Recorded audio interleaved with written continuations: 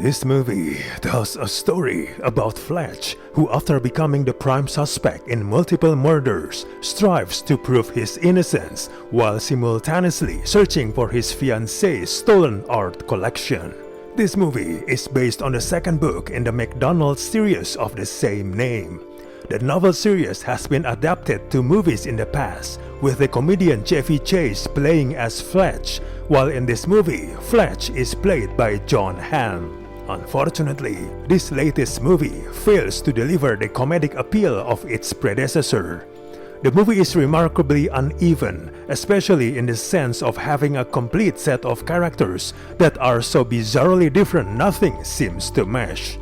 It cannot capture McDonald's novel acid tongue.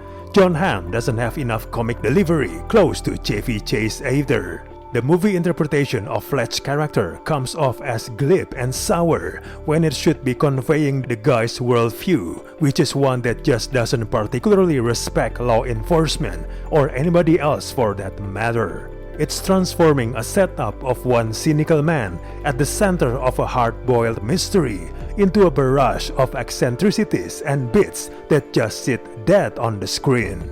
The guy is a jerk, but he's our jerk.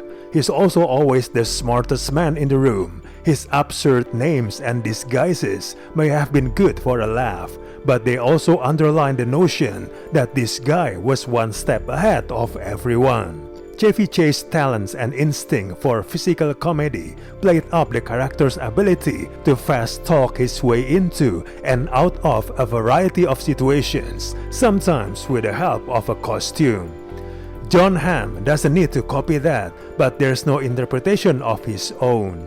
Fletch has several one-on-one interactions with the suspects, rarely producing exciting results. Part of the problem is that Fletch is too dry for the character's good.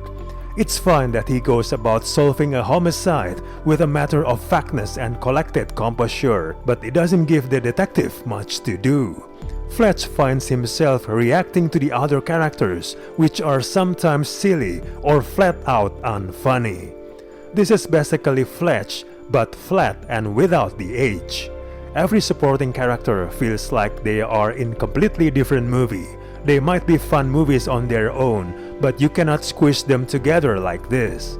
The only exception is John Slattery. In a brief scene with Jon Hamm, the two develop an electric back and forth like they successfully did in Mad Men series. The bigger problem is that none of these characters are worth getting to know more. Whenever one tries to focus on the mystery itself, there's overriding boredom and a return to studying Fletch as a character.